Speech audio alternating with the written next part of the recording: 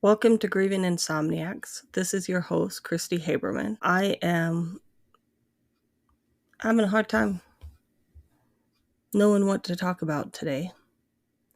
I started Grieving Insomniacs 2 years ago because everything that I read and everyone I talked about grief and cliches. No one was talking about how hard it was to move on.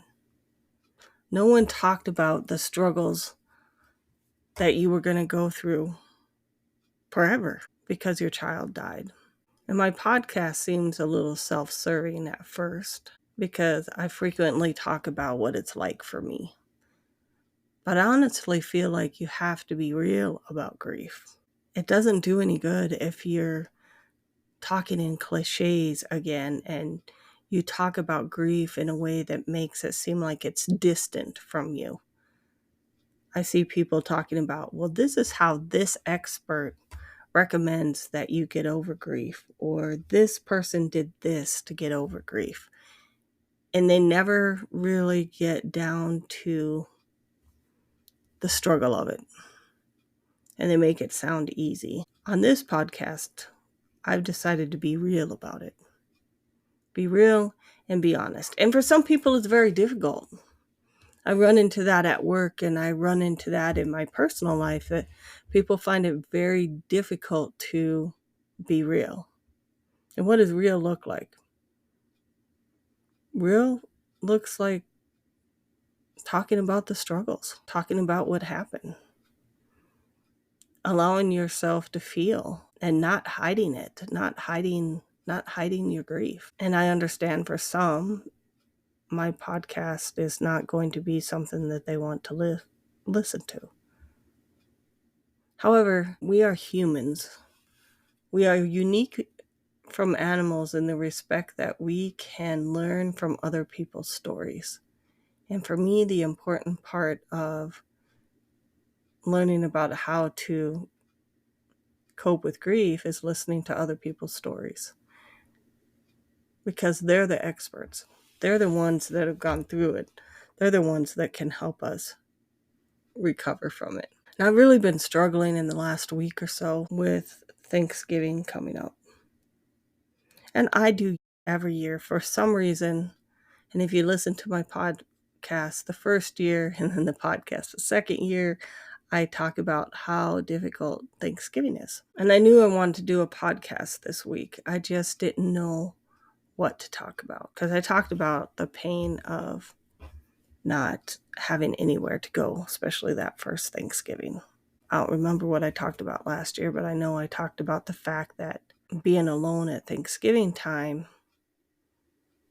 is difficult. There was a movie I watched right after Christopher died called 1 Week. And I watched that movie yesterday. And it was again a reminder of how unforgiving I was when Christopher died. It's a little bit different with Christopher dying because he had cancer. So he could see his death in front of him.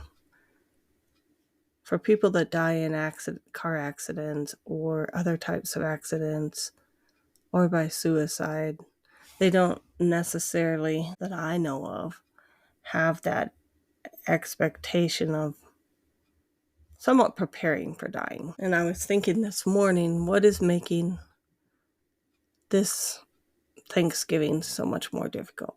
Well, for one, it's tap dancing on my trauma, I call it. Lots of people have trauma surrounding holidays, and I'm like everybody else. But then I realized the one topic that I haven't covered, and I haven't seen too much in other people episodes and grief conversations. They don't talk about the pain of moving on. And you may be asking yourself, what do you mean by that? What I'm saying is that your life stopped when your child died at that moment in time. Just completely stopped. No one else's did. And for me, it's especially true with the friends as I see them moving on. I see them growing up, facial expressions, or are changing. Structure of their face is changing. They're becoming men with businesses, with children, with wives, and they're all experiencing things that Christopher never did, and that is painful. And it's painful when you think about the things that are going on in your own life that he wasn't able to experience with you. And it's like it culminates on Thanksgiving when all of the family gets together to talk about everything that's been happening in the last year. And there's nothing left for you to talk about. You can talk about your other children, of course. You can talk about the things that had changed for you, but not so much for him. And so that's what we're going to talk about today is the pain of moving on. So I think we can all accept that the holidays trigger grievers. We can all accept that. And it's simple. It's because our loved ones aren't there to celebrate with us. Another thing that we don't talk about very often is the pain of these holidays, knowing you were still right where you were the day they died. I'm different in the sense of I cope with it better. I will never say that I recovered from Christopher's death. I will never say that it doesn't affect me. What I've learned is to live with it. So when we're talking about this today, I want to put it in some kind of context. So when I say that we haven't moved on, is the person that we are grieving is lost at the age that you lost them. So Christopher will forever be 25 years old. If it was a child that died at 7, that child will forever be 7 years old in our memories, in our actions. And so in that point in time, they're not going to move on. That's where they are. And it's one of those unexpected things that happened that I didn't even realize. And we're 13 years out, and it's becoming more and more painful to watch his friends. And it's through no fault of their own. I have no expectations of them. I have no expectations that they should call me or stay in contact with me. That is not what I'm saying. What I'm saying is that I'm watching them move on through life and mourning what he didn't have. And I've moved on in life, but I carry this burden of grief on my shoulders every day that no one can see. My open wound of grief that I once had is now scabbed over. But it doesn't take much to open it again. Frequently happens on the way to work. And I'll just be sitting thinking about Christopher, how much I miss him. And again, this holiday season, I'm alone with my husband. Most of our relationship, we have been alone. My husband was a military man. We didn't have family around us. And it seems like the large family get-togethers are not in my future. But if I'm being honest, though, a large family gathering will test my ability to be present and participating in the family. And that's kind of the hardest thing. And I remember one of the earliest Thanksgivings when my son kind of got mad at me and he said, you know, you're present there for a while and then you withdraw within yourself. And it's I understand that. But it's in those moments that I understand I've been fundamentally changed by my grief. And that my preferred method of coping is isolation, because that's what going inside of yourself is. And how do you even express the pain and suffering that is in there? And I didn't want to ruin my still living son's Thanksgiving, but it's still a struggle. Now, there's nothing wrong with isolation. I'm just not sure it's the healthiest way to cope. And I know I'm a therapist, but I can't help but feel if we need to be alone to protect ourselves, that is the right thing to do. And it's very much the right thing to do for me. And there's a lot of pressure. I remember my very first Thanksgiving, there was a lot of pressure for the family traditions to continue. You can't cancel Thanksgiving, even though we were going to be alone. You can't do this, you can't do that. And the pressure for things to stay the same was immense. I don't think it's fair to do that to people, because the weight of their expectations is hard to carry, much less the grief that you carry. And I don't know what people are trying to hold on to during the holidays. They're trying to hold on to something that, at least in my case, was always false. My immediate family, me, Christopher, Roger, and Colin, we were the intact family. And that's who we had. We didn't have an extended family. And I had this ideal that when I moved back to South Dakota, that we would all get together and I'd finally have these large family gatherings.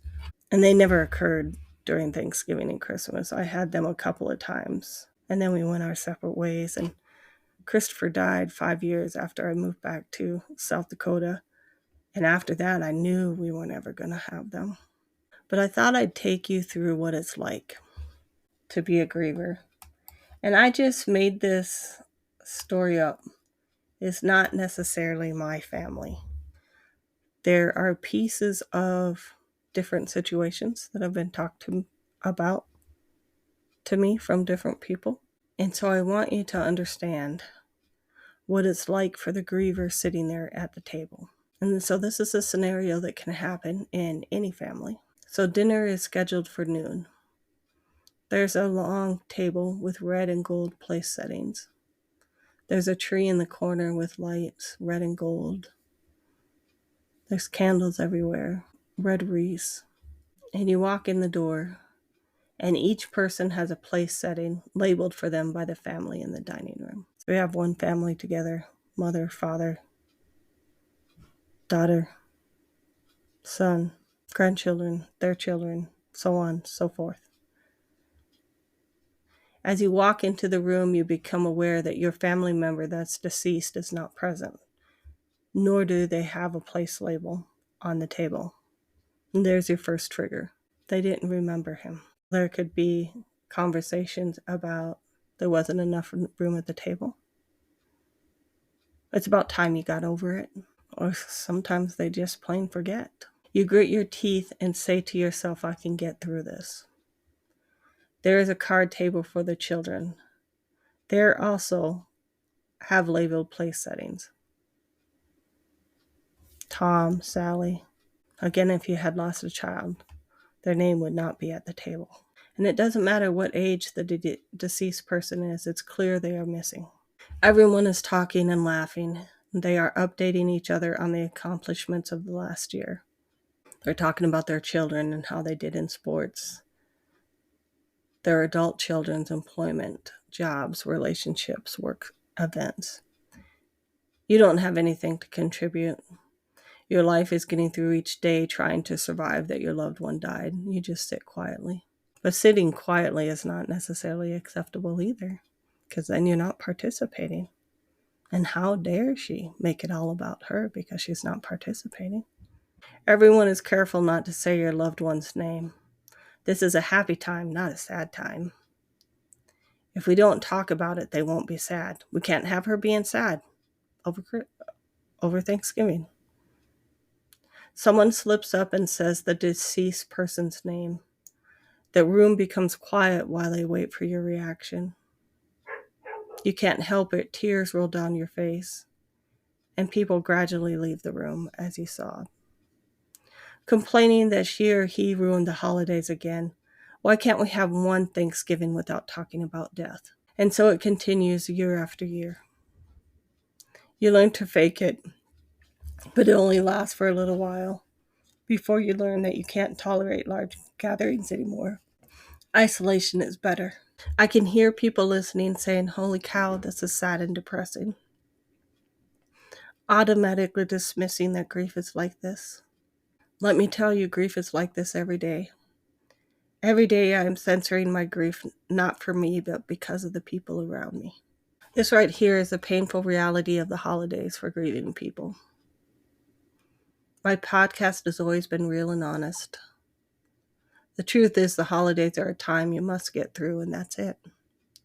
I don't tell people to focus on the good things in life. That is asking you to minimize your loss. Right now, focus on getting through it.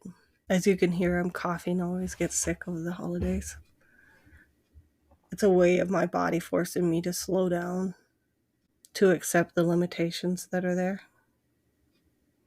Stop putting pressure on yourself, whatever the pressure is.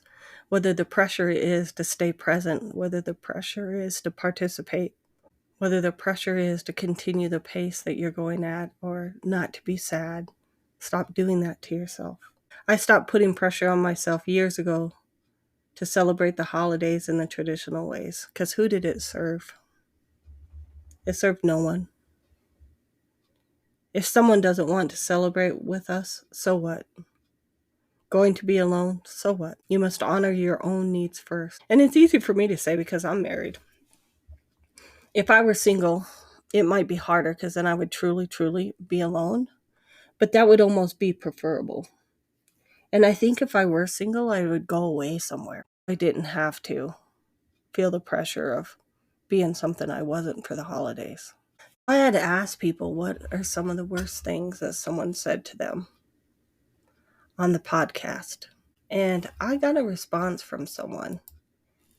And it was someone that was talking about, it was a holiday. And they had had a miscarriage. So it's a family holiday. First Mother's Day after a miscarriage. It had only been 2 months. And it was a family dinner. I'm putting some details into this. And someone gave a toast to both the mothers in the room, and the other mother said, "Ha ha, what? Yeah, like she's a mother." That'll be the response that you get sometimes, is that people will minimize you. And was that person being careless? Probably, but I think they were more being mean. And those are some of the things that people have to struggle with when someone dies. So back to our holidays. I know this sounds so simple, but wear comforting clothing.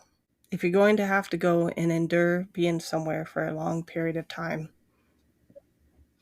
or if you've decided it's in your best interest to be present for the holidays with other people, wear comfortable clothing. I have a sweatshirt that reminds me of my son. I wear clothes that make me feel soothed and cared for. They're soft to the touch and feel good on my skin. And that's a way, so like when I wear this sweatshirt, I feel like Christopher is hugging me. And I have several autoimmune disorders that flare during the holidays. So this coughing that you hear is me. Try to stay on top of your hydration, which means drink plenty of water. Don't indulge in alcohol. And so the reason for this is simple. Alcohol lowers your inhibitions. And there are a lot of things that you want to say to your family that probably should never be said, especially if they've been particularly cruel to you. Like this person that left the message about Mother's Day. If you had drank some alcohol, there might be a few things you might have said back, and that doesn't do anyone any good. And here's another one that I don't see advertised very often. Only spend as much time with your loved ones as you can tolerate. You know, I would like to say that everyone has good families, but the reality is that most don't.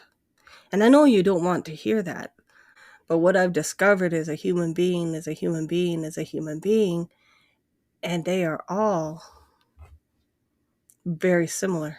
And I don't know what to say about that. Like, that people aren't perfect, that people are careless.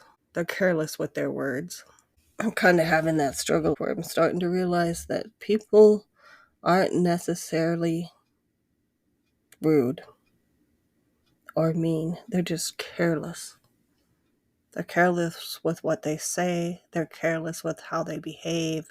They don't value interpersonal relationship with people. Now, I'm a therapist, and everything is about the relationship that you have with your people. That's how I treat my clients and the people that I work with, is that relationship is important. And I'm beginning to realize that that's not a bad way to move throughout the world. because I'm working with people that aren't, and they're pretty careless. Don't overcommit to anything. And that's a big one too, because the weight of other people's expectations can weigh you down. Here's another one. Don't expect you out of other people. Just because you know you would have been there for that person, or you would have done that for that person, doesn't mean that they will do that for you. And that's another hard lesson to learn. Practice deep breathing. Put your hand on your belly, take a deep breath, and push it in and push it out. If you feel the urge to cry, let that feeling flow through you. Acknowledge the emotion and let it pass. So what happens a lot of times is people will say, don't cry, don't cry, come on, don't cry. So they literally block the emotion. But the thing is that if you acknowledge, oh, I feel sad, I feel those sad feelings coming up, and you just acknowledge the sad and acknowledge whatever it was that triggered you to feel sad, and acknowledge those feelings, they will move through you. Now, it's a lot harder in the beginning of grief, because I'm honestly 13 years in and I feel like I have no more tears left. And so if you're in the beginning stages of grief, that's okay too. Just let those feelings flow through you. It's when you stop them and try to plug them up, so to speak. Think of it, what happens in a drain. So if you plug the drain, it starts to overflow into all the other areas of your life. And really tell yourself it's okay to be sad, because sad is not negative. Sad is love. If we weren't sad, then where would all of our love go? There's nothing wrong with being sad. Nothing at all. The other thing that's hard at Thanksgiving time is being thankful. It has taken me a long time to get to the point where I am thankful at Thanksgiving time, because I carried a grudge for a long time. I just could not understand how God would take my child from me. And I was pretty bitter. This is stuff I can't talk about. I can't talk about this at the dinner table, because then I'm not over it. But I'm grateful that Christopher didn't have to suffer. I've heard horrible things about chemotherapy, and it was awful when he had it. And he had it one time. And I can't imagine how painful it was for him to die. So I'm thankful that he only had to do it once. But it took me a long time to get to that place. Be okay with not being thankful for something at Thanksgiving time. Just be okay with that. You don't have to verbalize anything to anyone. In fact, I don't like that tradition where people put you on the spot and say, oh, you need to be thankful for something. Yeah, no, actually I don't. I decline to participate. I really irritate people when I do that too, when I don't participate in their little fun activities. That's just who I am. That is just who I am. And I've also reached this place in my life that I'm not going to apologize for who I am anymore, because I believe in honesty and being real. So I hope this Thanksgiving season brings you some peace and you survive it. There are some days on this journey through grief that all we can do is survive. So pack up your survival gear and get through. Thank you for listening. This is Cristi Habermann.